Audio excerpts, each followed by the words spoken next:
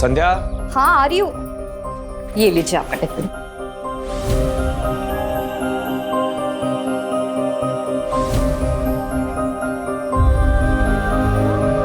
संध्या, इस घर में अकेली रह लोगी?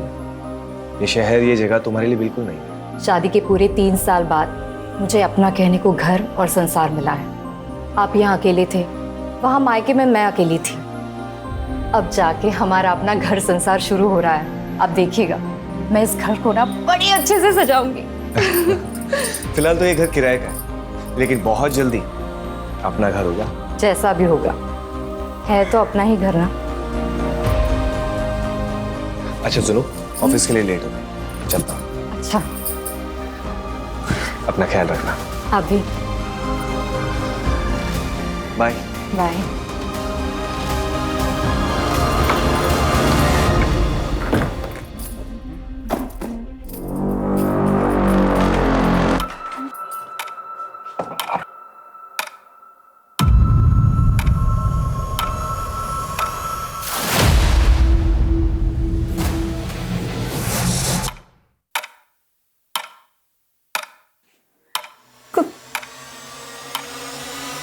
कौन है?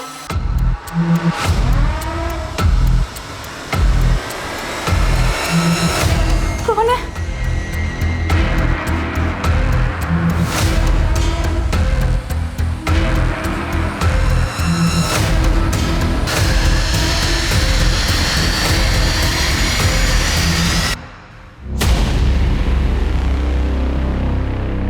बहुत डर लगता है आपको?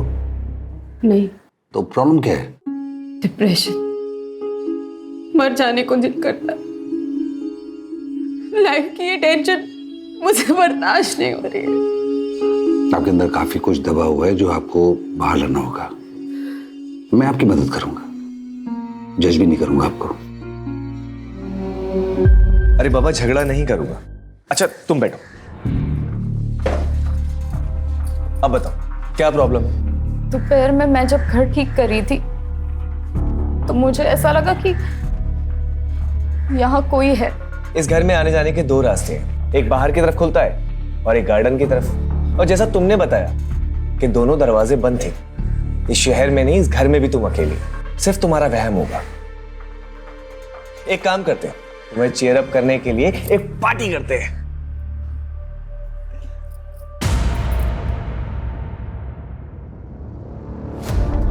ये सब तुम्हारे लिए है। इस हसीन पल को बहुत सुंदर और बनाने के लिए, आज की रात को अपनी लाइफ में संजो के रखने के लिए एक सेल्फी तो बनती है। हाँ।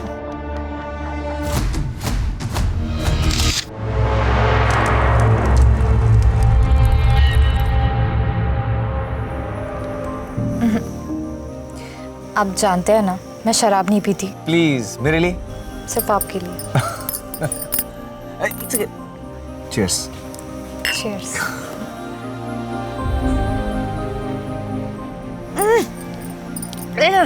अब क्या हुआ?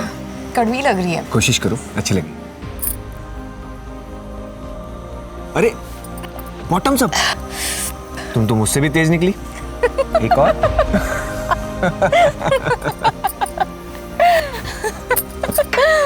अब मुझे 2-2 क्यों दिखाई दे रहे?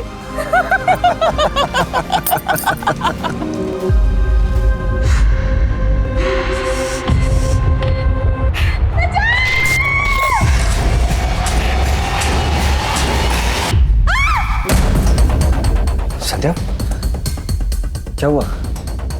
सब ठीक तो है ना? यहाँ कुछ तो है। मतलब इस घर में कुछ तो गड़बड़ है। मुझे बहुत डर लग रहा है। ये सब तुम्हारा वहम है, कुछ भी नहीं है। देखो। नहीं नहीं, कुछ है यहाँ पे, कुछ तो है। अच्छा ठीक है, मैं हूं ना तुम्हारे पास। तुम सो जाओ, सो जाओ।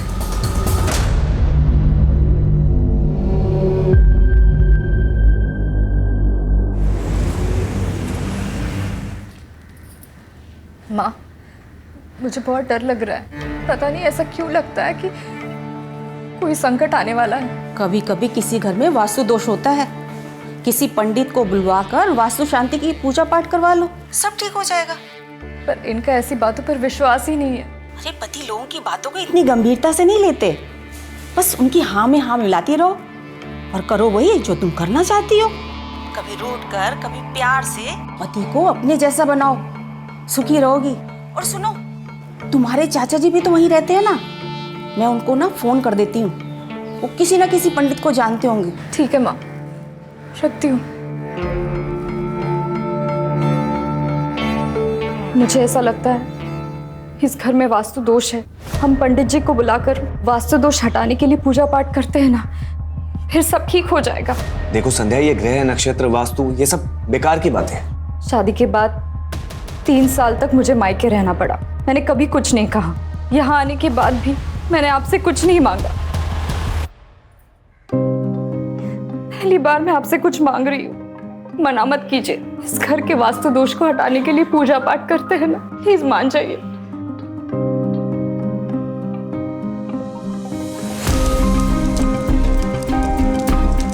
ओम भू स्वाहा तत्सवितुर्वरेण्यं भर्गो सर्वार्थ साधिके शरण।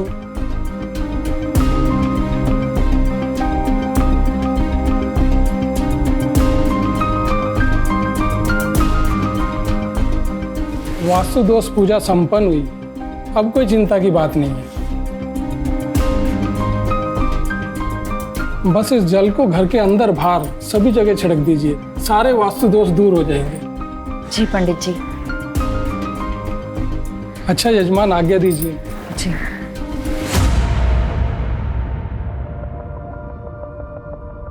सुनिए, ये आपका टिफिन। संध्या, लेट हो रहा ऑलरेडी।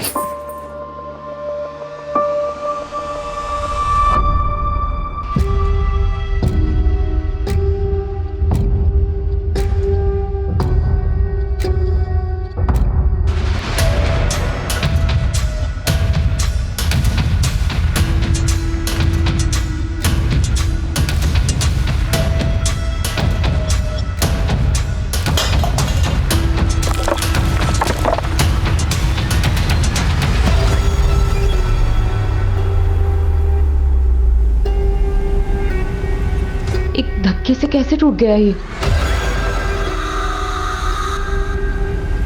हेलो, मैं संध्या बोल रही हूँ।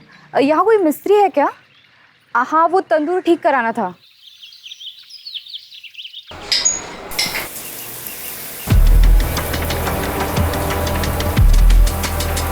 तुलिका, टॉवल देना।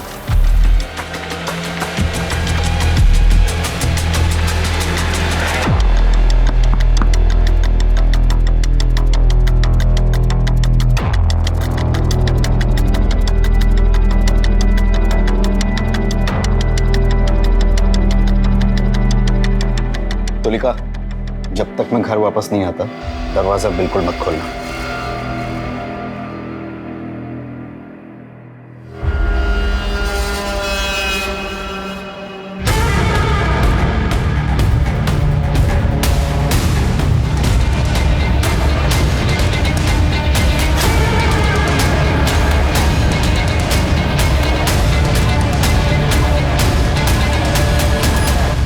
तुलिका, आपकी मैरिड लाइफ कैसी चल रही है?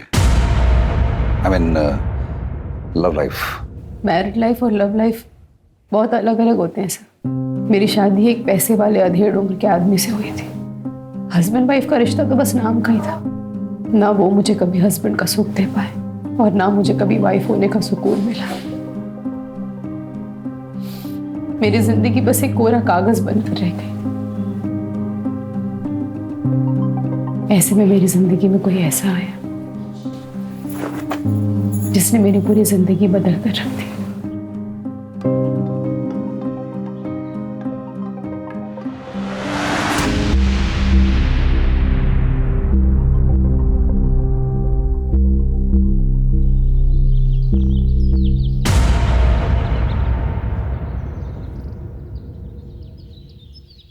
ऐसे क्या देख रहे हो?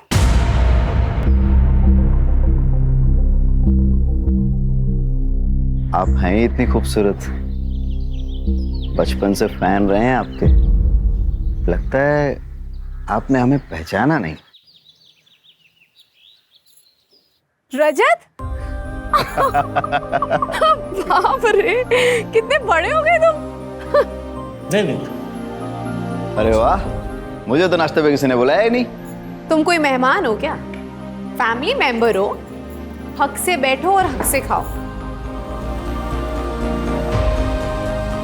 अरे वाह, आपके हाथ के बने खाने का स्वाद तो पूरी दुनिया में कहीं नहीं मिल सकता। एक और दो, एक और दो, एक और दो।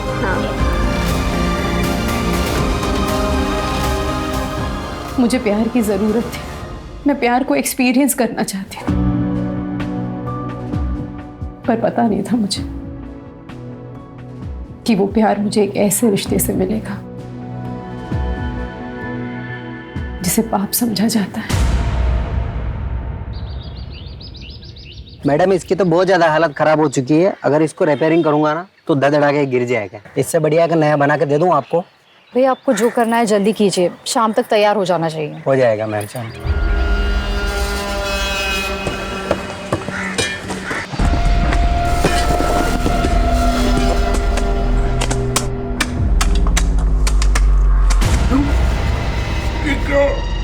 मैडम को बुला ले। ये देखिए मैडम,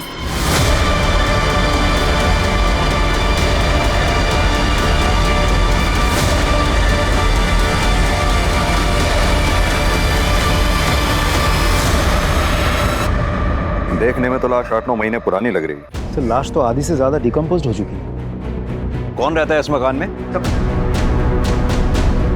मेरा नाम है श्याम श्रीवास्तव। ये आप ही का मकान है? नहीं सर, हम तो किराए पे रहते हैं सर। इसके मालिक तो बगड़िया जी है। मैंने उन्हें फोन किया, वो आती होंगे। कब से रह रहे हैं किराए पे यहाँ? सर 7 महीने हो गए। मेरी वाइफ तंदूर का काम करवा रही थी सर, दाई करवाई तो नीचे लाश निकली। इस तंदूर का इस्तेमाल करते थे आप लोग? हाँ सर, अभी कुछ दिन पहले किया था सर। वो ये फोटो भी खींची थी सर। बगड़िया जी आ गए। आप लोग जरा वहां इंतजार कीजिए। जी आइए बगड़ जी। आपको पता है आपके घर में बने तंदूर के नीचे लाश मिली है हमें? पता नहीं सर, मैंने तो ये घर सोलंकी से 8 महीने पहले खरीदा और भाड़े पे चढ़ाया। सारा लेन देन नरेश एजेंट और प्रॉपर्टी साइट के जरिए हुआ। नरेश ही तो संभालता है यहाँ सब। सोलंकी साहब अपने घर को बेचकर अपने बेटे के पास अफ्रीका शिफ्ट होना चाहते थे, तो मैंने उनके घर को बेचने की ऐड ऑनलाइन साइट पर चढ़ा दी। साथ में कुछ फोटोज़ भी डाल दिए सर। वो मेरा ऑफिस का जो लड़का है वो फ़ोटोज़ काफ़ी अच्छी लेता है, तो घर की पिक्चर्स काफ़ी अच्छी आई तो ग्राहक भी तुरंत मिल गया। कब की बात है ये? सर कुछ 8-9 महीने पहले की बात होगी। तब भी इस घर में तंदूर था? सर पता नहीं, शायद हो भी सकता है। वैसे सर इस दौरान हमने कंस्ट्रक्शन तो कुछ नहीं किया इस घर में। अच्छा ये बताओ, इन दोनों से पहले इस घर में कौन कौन रह के गया? सर मैं सारी डिटेल्स निकाल कर आपको बताता हूँ। लेके आओ। चलता हूँ सर। राजीव सर, इससे पहले इस मकान में जितने भी लोग रह के गए सबकी डिटेल्स पता करो। Right sir. इस कपल की बैकग्राउंड चेक करो। सर।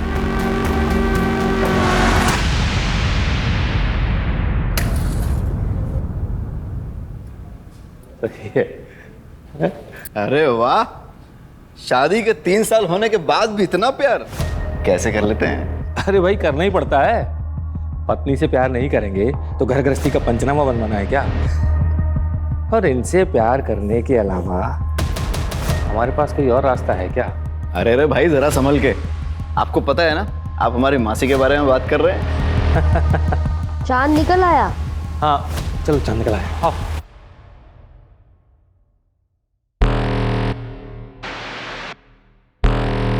हर शादी प्यार के भरोसे पर नहीं चलती।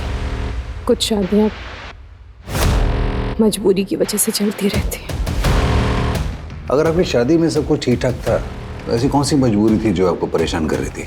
मजबूरी नहीं सर, ज़रूरत। मेरे पति का पहला और आखिरी प्यार उनका बिजनेस और पैसा ही है। मेरी ज़रूरतों का तो उन्होंने कभी ख्याल ही नहीं रखा। अपनी इच्छाओं को दबाने के लिए रोज रात को ठंडे पानी से नहाना पड़ता था सर। और ऐसे ही एक रात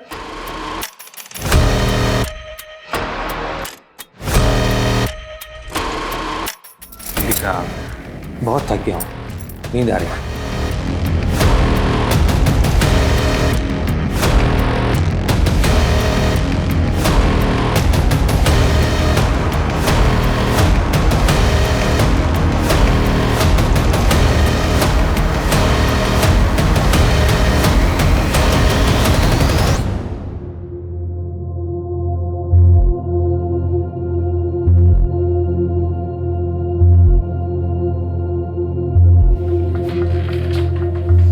सुनिए,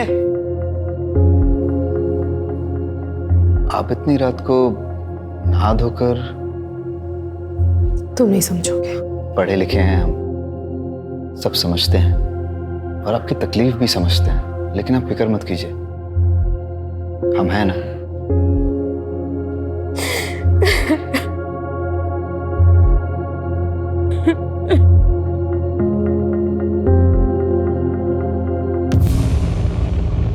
सर, पोस्टमार्टम और फॉरेंसिक रिपोर्ट आ गई है। आपका शक सही था, लाश लड़की की ही है। मौत करीब 7 से 8 महीने पहले हुई है। उस दौरान किसी लड़की की मिसिंग कंप्लेंट आई थी क्या? एक औरत ने मिसिंग कंप्लेंट लिखवाई थी सर, लेकिन सर वो औरत कुछ दिनों के बाद वापस आई और मिसिंग कंप्लेंट वापस ले लिया। मिसिंग कंप्लेंट की किसने थी? सर उसका नाम तबस्सुम जहां है। और मिसिंग कौन हुआ था? सर तबस्सुम जहां की भांजी, उसका नाम गजरा है।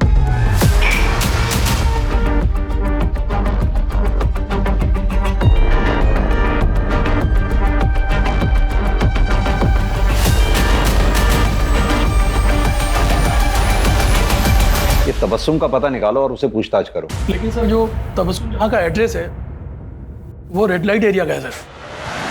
साहब उस घर में ना कुछ बाराती रुके हुए थे, नाच गाने की फरमाइश थी, तो मैंने अपनी एक लड़की गजरा को वहाँ भेज दिया, पर वो वापस आई ही नहीं। तो फिर मैंने पुलिस थाने जाकर रिपोर्ट लिखवा दी। फिर वो दूसरे दिन ही वापस आ गई, पूरा बाटली मार के बेवड़ी पड़ी थी। फिर जैसे ही उसको होश आया तो वो घर पे आ गई। फिर मैंने भी थाने जाके रिपोर्ट वापस ले ली। गजरा है कहाँ, बुलाइए। उसे टीबी हो गया था ना साहब, तो नाच गाना छोड़ के वो अपने गाँव चली गई। उसका फ़ोन नंबर दीजिए। नंबर था साहब, लेकिन मोबाइल मैंने दिया था ना उसको, तो जाते समय वो मोबाइल दे के गई। ठीक है, तो पुराना वाला नंबर दे दीजिए। साहब वो तो मैंने बेच दिया मोबाइल। घर का पता तो होगा, वो दे दीजिए। मेरे पास नहीं है साहब। राजीव, दाल में कुछ काला है, गजरा को ढूंढो पहले तो। और हाँ, इस तबस्सुम की भी डिटेल्स निकलवाओ।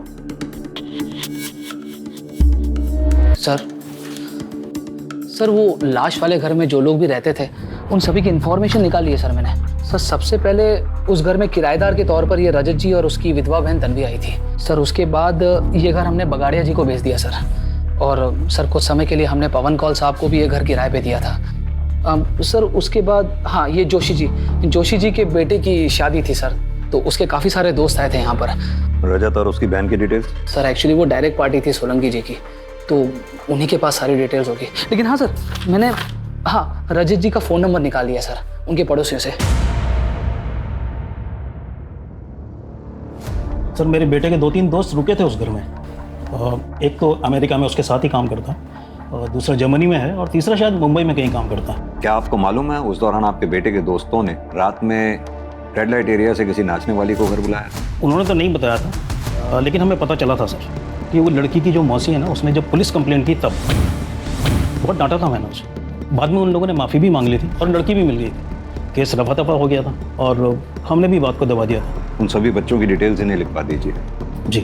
अजय, क्या लगता है सर, ये केस हम सॉल्व कैसे करेंगे? लास्ट की शिनाख्त भी तो नहीं हो पा रही है।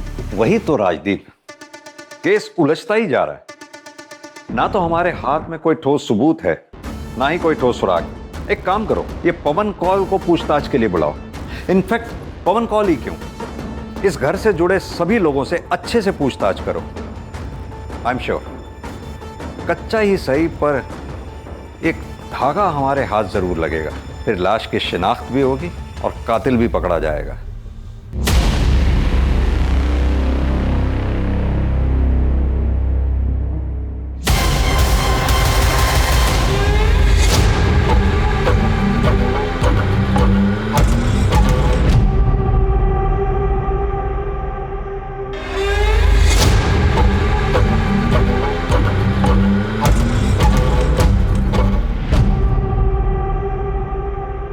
पर सर हमारा एक और फ्रेंड था समीर, काफी टाइम से उससे कोई कांटेक्ट नहीं हुआ है। वो शायद मुंबई में रहता है सर।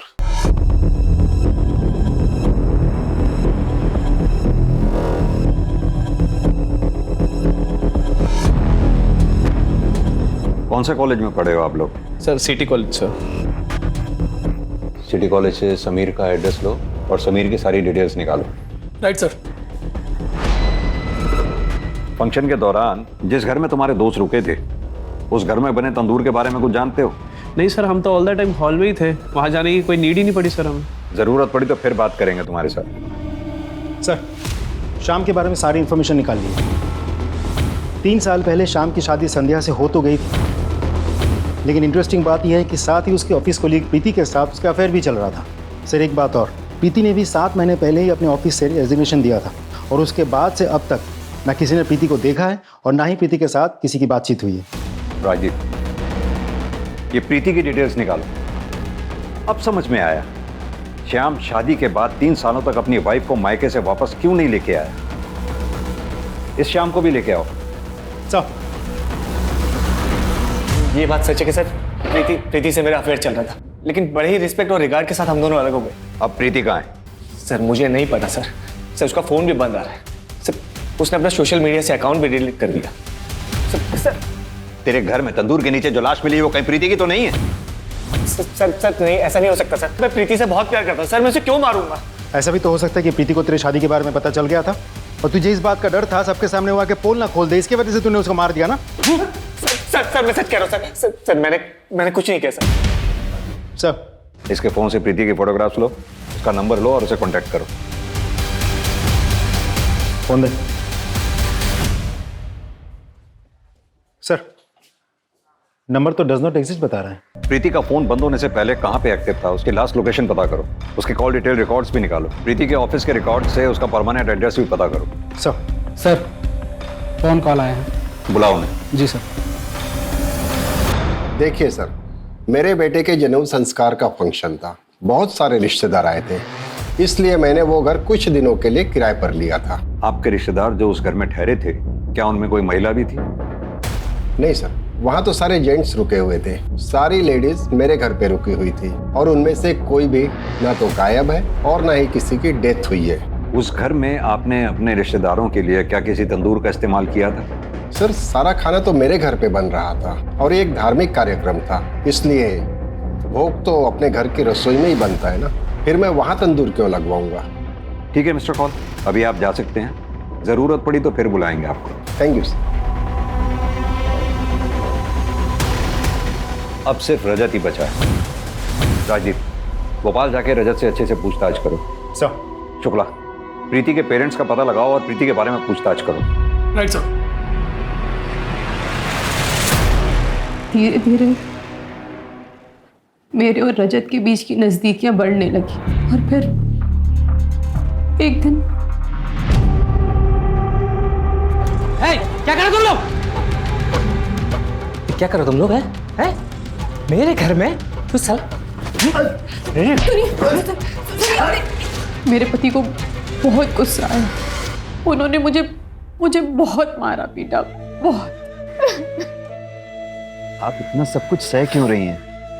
आप पढ़ी लिखी हैं, अपनी नई जिंदगी दोबारा शुरू कर सकती हैं। मेरे साथ अपने दिल के हाथों मजबूर होकर मैंने एक फैसला लिया और उस एक फैसले ने मेरी पूरी जिंदगी बदल दी। प्रीति ने तो हम सबसे ही रिश्ता तोड़ दिया है। हम नहीं चाहते थे कि वो अकेले इंदौर जाए और वहां जाकर नौकरी करे, पर उसके तो शुरू से ही बड़े बड़े सपने थे। बस उन्हीं को पूरा करने के लिए घर छोड़कर चली गई। जब से गई है ना कोई कॉल ना कोई मैसेज। देखिए, हमें एक लाश मिली, बॉडी की शिनाख्त के लिए हमें आप दोनों लोगों के डीएनए सैंपल की जरूरत है।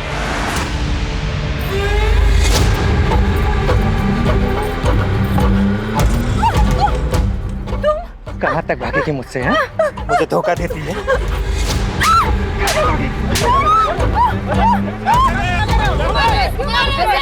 पागल है भाई साहब, पुरानी कब से मेरा पीछा कर रहा है। तो कहीं से भी खोद के जिंदा गाड़ दूंगा तुझे। तुम नरेश के यहाँ काम करते हो? जी सर। तुम्ही ने वो वेबसाइट पे फोटोज अपलोड किए थे? जी सर। तो जब तुमने वो फोटोग्राफ्स लिए थे तो वहाँ तंदूर था क्या? हाँ सर था, लेकिन मुझे अंदर बाहर के फोटो लेने को कहा था तो मैंने निकाले और अपलोड कर दिए। लेकिन तुमने जो फोटोग्राफ अपलोड किए उसमें तो तंदूर हमें दिखा नहीं। सर साइट फोटो अपलोड करने की लिमिट होती है तो इसलिए मैंने ज्यादा नहीं निकाले। ठीक है, तुम जा सकते हो, जरूरत पड़ेगी तो फिर बुलाएंगे।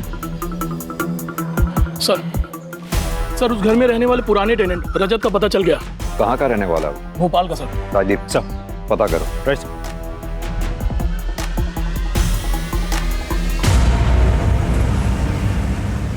हाँ सर, हम वहीं पे रहते थे अपनी बहन के साथ। आपका नाम? तन्वी। और वहाँ का तंदूर भी कभी कभी इस्तेमाल करते थे। लेकिन आप ये सब क्यों पूछ रहे हैं? क्योंकि आपके पुराने घर के तंदूर के नीचे से हमें ये लाश मिली है। क्या सर? लेकिन हम जब रहते थे तब ये तंदूर का शेप ऐसा नहीं था। क्या ये वही तंदूर नहीं है? Are you sure? 100% सर।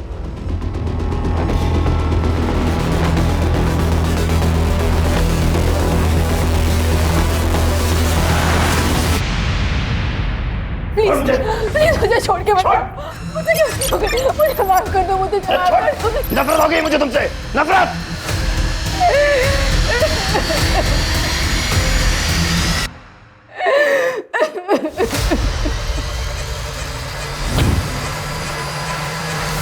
रजत ने राजदीप को बताया कि उसने पिक में जिस तंदूर की फोटोग्राफ देखी वो वैसी नहीं है जैसी उसने उस घर में देखी थी।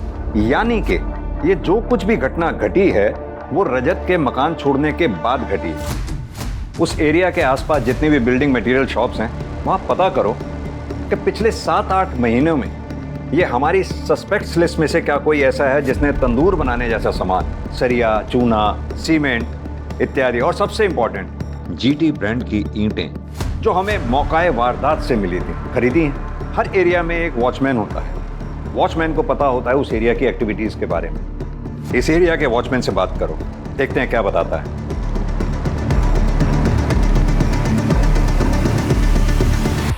अरे भाई साहब,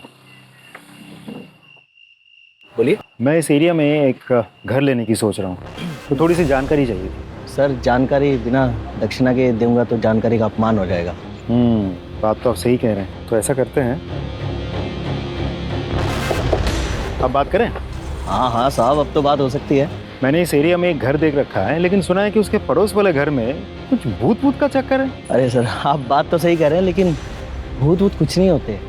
लेकिन हाँ, उस घर में ना खेल बहुत होते थे। वो एजेंट नरेश है ना, उसी के हाथ में था भाड़े से ये घर। जब कोई भाड़े वाला रहने को नहीं आता है तो नरेश क्या करता है कि कुछ लड़कियों को लेके उधर आता है। अच्छा एक बात बताओ, नरेश ने उस घर के गार्डन में कभी कंस्ट्रक्शन का कोई काम करवाया था? वो एक नंबर का कंजूस है, एक दमड़ी नहीं खर्च करता है। लेकिन हाँ, जब लड़की की बात आती है ना तो उसकी जेब से धड़ाधड़ नोट निकलते हैं। अच्छा। हाँ। मैंने क्या किया सर? मैंने कुछ नहीं किया सर। मैं सब बताता हूँ सर, मैं सब बताता हूँ सर, सब बताता हूँ सर। राजदीप,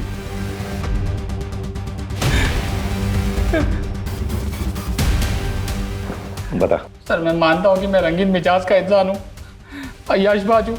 उस घर में मैं लड़की लेकर आता था पैसे देकर एंजॉय करने के लिए, लेकिन सर मैंने किसी का मर्डर नहीं किया सर। मैंने सच्ची में किसी का मर्डर नहीं किया सर। ये भी तो हो सकता है तूने किसी को अय्याशी के लिए बुलाया हो, किसी बात पे अनबन हो गई हो, तुझे गुस्सा आया, तूने उसे मार दिया, गाड़ दिया वहां पर, और अब हमारे सामने शराफत का नाटक कर रहा है। नहीं सर। राजदीप सर, इसकी सारी हिस्ट्री और ज्योग्राफी निकालो। सर मेरा यकीन मानिए सर, मैंने कुछ नहीं किया। मैंने कुछ नहीं किया सर। मैं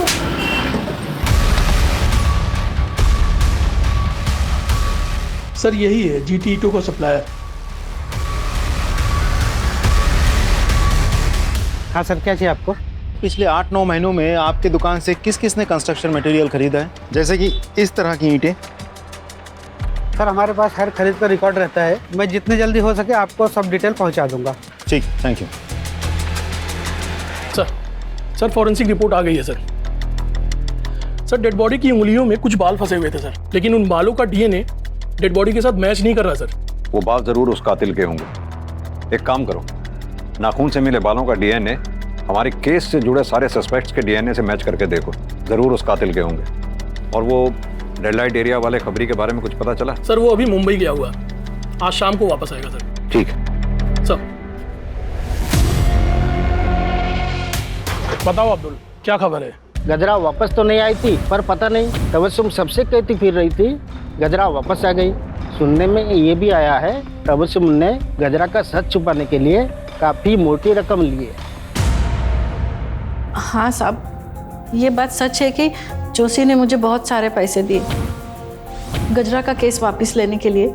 ये भी झूठ बुलवाया कि उसे टीबी हुआ है और वो वापस अपने गांव लौट गई है। ये सब उन लड़कों की वजह से हुआ है। खानदान के नाम पर कालिक पुत जाती, इसलिए हमने तबस्सुम को लाखों देकर उसका मुंह बंद करवाया। हुआ क्या था? वो बैचलर्स पार्टी के अगले दिन जब मेरा बेटा और उसके दोस्त जागे, उन्होंने देखा कि ना तो वहां पे गजरा थी और ना ही समीर था। समीर गजरा को लेकर भाग गया था सर। दोनों मेरे बेटे और उसके दोस्तों के वॉलेट और सारे वैल्यूएबल्स लेकर भाग गए थे सर। पुलिस कंप्लेंट क्यों नहीं लिख पाई थी तुम? अगर पुलिस कंप्लेंट हो जाती तो मेरे बेटे का रिश्ता नहीं टूट जाता और ग्रीन कार्ड बनने ही वाला था उसका। हमारी तो सारी मेहनत बेकार हो जाती सर। क्या चाहते हैं आप मिस्टर जोशी? आपकी कहानी पे विश्वास करें? यह भी तो हो सकता है ना कि गजरा को आपके बेटे और उसके दोस्तों ने मिलकर मार दिया और फिर वहां गाड़ दिया हो और अपने पैसे के बल पर तबस्सुम का मुंह बंद करवा दिया, और फिर आपने कहा बच्चे विदेश चले गए, क्योंकि आप अच्छी तरह से जानते हम अपने तरीके से उन्हें इंटेरोगेट करना चाहे तो उन्हें इंडिया बुलाना मुश्किल है। क्या खूब कहानी बनाई है आपने। राजदीप सर, इनसे अपने तरीके से पूछताछ करो और इनके बेटे और उसके दोस्तों को इंडिया बुलाने की व्यवस्था करो। अब मैं इन सेशंस के लिए नहीं आ पाऊंगी। क्यों? वो मेरा पति, वो मेरी जान का दुश्मन बना हुआ है। मुझे तो लगता है जैसे वो मुझे जान से ही मार डालेगा, इसलिए आप कुछ दिन में घर से ही नहीं निकलूंगी। तो आप पुलिस की हेल्प लीजिए ना। पुलिस के पास जाऊंगी तो दुनिया भर को सब कुछ पता चल जाएगा, सब मेरा मजाक उड़ाने लगेंगे और ये सब मैं बर्दाश्त नहीं कर पाऊंगी। एक काम कीजिए, आप ये रखिए, इसमें मेरा नंबर है, अगर आपको मेरी कोई जरूरत लगे तो आप जरूर कॉल कीजिए। Thank you.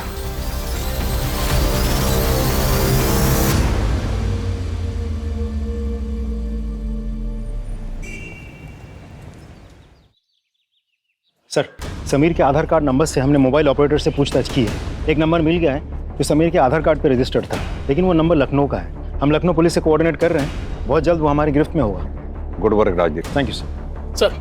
सर प्रीति के पेरेंट्स की डीएनए रिपोर्ट आ गई है सर। प्रीति के पेरेंट्स का डीएनए लाश के डीएनए से मैच नहीं हो रहा है। इसका मतलब ये लाश प्रीति की नहीं है। सर, इसका मतलब तो ये भी होता है कि श्याम कल्प्रिट है ही नहीं।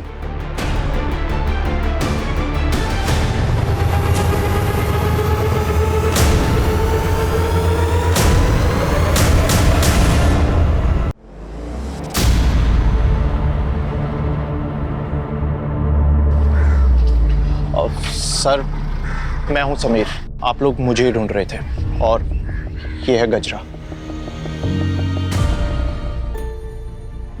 गजरा, उस रात तुम्हारे साथ क्या हुआ था? सर, उस रात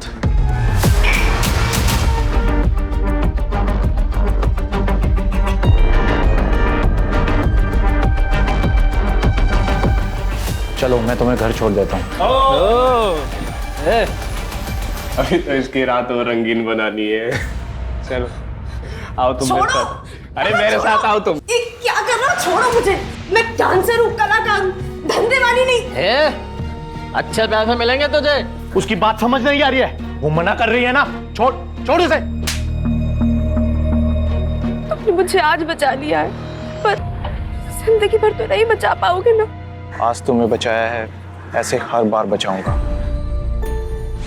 मैंने सभी से रिश्ते नाते तोड़ दिए और हमने एक नई जिंदगी की शुरुआत की। हम ये कैसे मान लें कि यही गजरा है? कोई आईडी वगैरह है आपकी?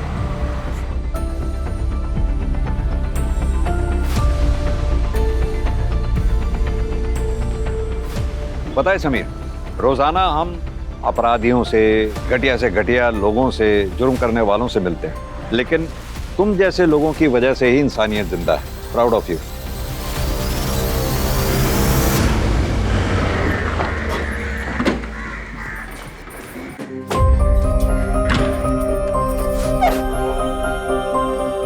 संध्या जी, आपके घर में जो लाश मिली थी वो प्रीति की नहीं है और उस लाश के साथ आपके पति का कोई कनेक्शन नहीं है। आपके पति निर्दोष है। भगवान ने मेरी सुन ली। मैं पूरे 11 नारियल की पूजा करूंगी। अब हम इस घर में नहीं रहेंगे, कहीं और जाकर रहेंगे। अच्छा हुआ कि इस मनहूस घर को छोड़ के जा रही हो। अरे श्रापित है ये घर, जो यहाँ रहने आता है सब पागल हो जाता है। चलो देरी हो रही है। मैडम एक्सक्यूज मी, एक मिनट। जी आपने वहाँ ऐसा क्यों कहा कि इस घर में जो भी रहता है पगला जाता है? वो रजत था ना, पुराना टेनेंट, उसकी बहन तन्वी, उसका भी यही हाल हुआ था। एक दिन मार्केट में मैंने बड़बड़ाते देखा था उसको। नहीं तन्वी, अपनी क्या हालत बना रखी है तूने? चल मेरे साथ चल। वो तन्वी थी ना, वो बहुत बड़ी डिप्रेशन में चली गई थी। मैंने उसको साइकेट्रिस्ट से मिलने का सलाह दिया था, नंबर भी दिया था। 1-2 सेशन की, उसको सुधार आने लगा था और उसके बाद छोड़ दी। ये देखिए मुंह पे निखार भी आने लगा था, तभी टाइम का वो फोटो है ये।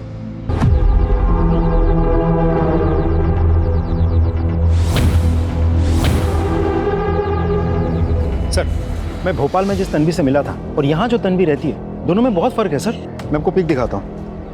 ये देखिए सर, ये है असली तन्वी।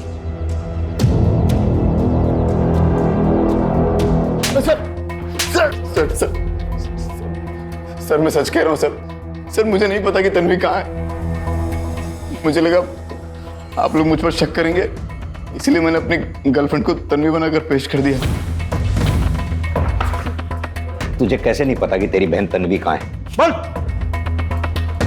सर वो हमारा झगड़ा हो गया था, फिर मैं उसे छोड़कर भोपाल चला गया। उसके बाद से मैंने कोई कांटेक्ट नहीं रखा उससे सर मैं सच कह रहा हूँ सर। कहीं ऐसा तो नहीं जिस लड़की की तेरे घर में तंदूर के नीचे लाश मिली वो तन्वी की हो, जिसे तूने मार दिया और वहां गाड़ दिया? सर भगवान की कसम खा के कह रहा हूँ सर मैंने किसी को नहीं मारा। इसका डीएनए सैंपल लो और लाश के नाखून से जो हमें बाल मिले थे उसके डीएनए से मैच करके देखो।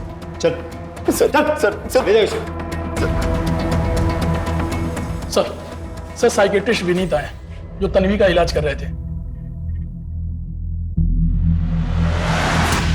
सर तन्वी का असली नाम तुलिका है और वो रजत की बहन नहीं, मौसी थी।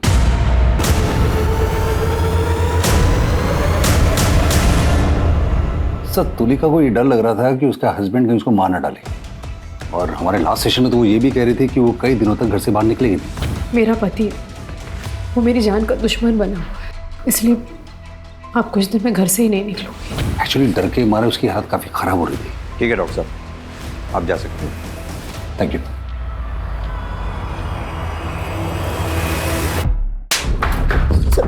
सर बताता हूँ सर मैं बताता हूँ सर मैं बताता हूँ सर। बता। सर तुलिका मुझे बहुत अच्छी लगती थी सर, फिर हमारा अफेयर शुरू हुआ और फिर हम दोनों घर छोड़कर भाग गए सर।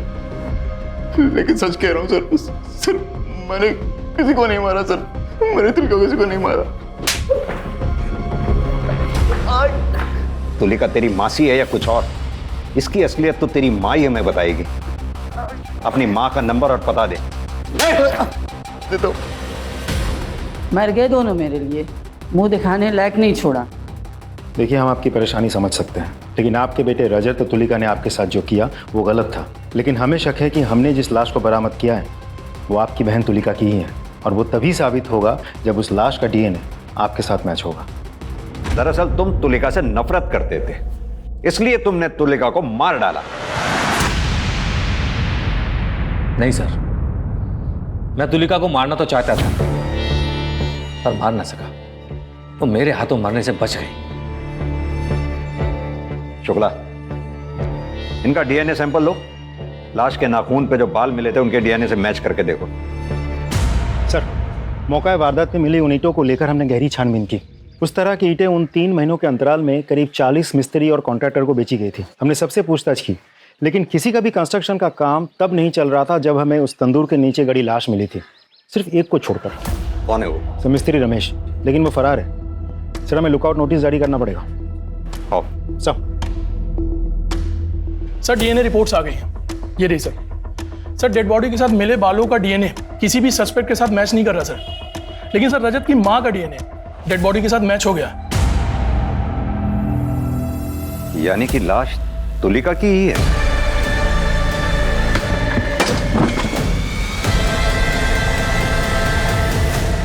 ये तुलिका के कॉल डिटेल रिकॉर्ड्स निकलवाओ। Right sir. सर, मिस्त्री रमेश के बारे में पता चल गया। दीवार में कहीं छुपा बैठा है। ले आओ उसे। सर।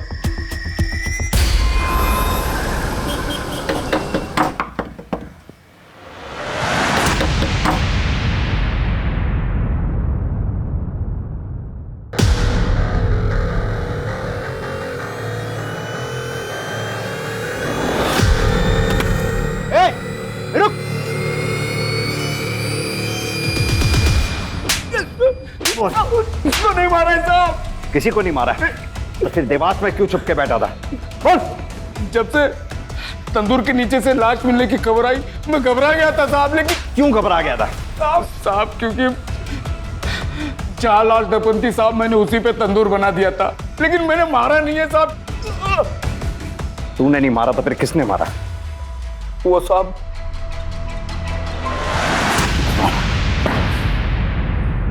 मैंने कोई मर्डर नहीं किया है। 3 बातें तुम्हारे खिलाफ इशारा कर रही। पहला, हमारे पास तुम्हारे मोबाइल लोकेशन रिपोर्ट जो साबित करती है इस बात को कि तुलिका के मर्डर के समय तुम वहीं थे। दूसरा, मिस्त्री रमेश का बयान जिसे तुमने तुलिका की लाश गाड़ के ऊपर तंदूर बनाने को कहा। तीसरी बात, तुलिका के नाखूनों से मिले बाल का डीएनए तुम्हारे डीएनए से मैच हो गया। रिपोर्ट आई जाएगी, तुम्हें बताना ही पड़ेगा सब कुछ अपने बारे में। तो अब तुम खुद बताओगे या हम अपने तरीके से पता करें डॉक्टर विनीत? बताता हूं। तुलिका ने मुझे कॉल किया था, मैं उसके घर गया था। ये सब मेरे साथ क्या हो गया?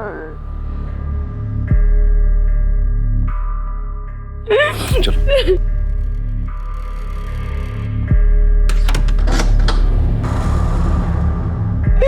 सबने मुझे धोखा दिया, सब मुझे चुप कर चले। मैं बिल्कुल अकेली हो गई हूँ।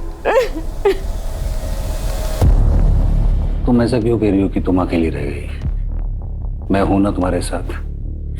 तुम्हारा ख्याल रखूंगा, तुम्हारा ध्यान रखूंगा, तुम्हारे साथ रहूंगा। तुम चिंता मत करो। कि कैसी बातें कर रहे हैं आप? डॉक्टर है मेरे। तुलिका, मैं तुम्हारा डॉक्टर हूं। तुम्हारे सारे राज जानता हूं और मैं ये भी जानता हूं कि तुम्हारे अंदर कितनी आग है।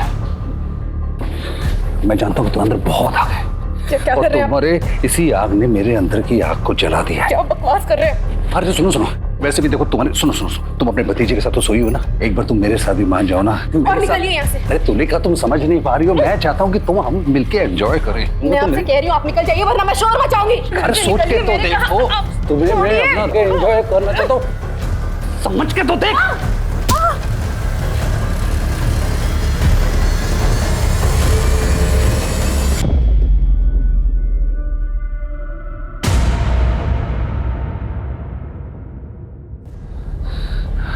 हाँ रमेश, डॉक्टर विनीत बोल रहा हूँ। उसके बाद मैंने रमेश को बुलाया, तंदूर तोड़वा के मैंने उसी के नीचे तुलिका की लाश गड़वा दी।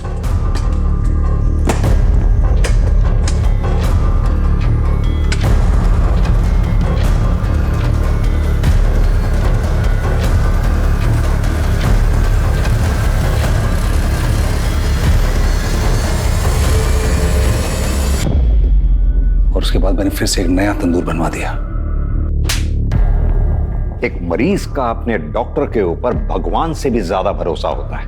तुमने मरीज का भरोसा ही नहीं तोड़ा, उस बेचारी तुलिका की इज्जत भी लूटने की कोशिश की, और यही नहीं, उसे जान से भी मारा। पूरी कोशिश करूंगा कि कम से कम तुम्हें फांसी की सजा जरूर मिले।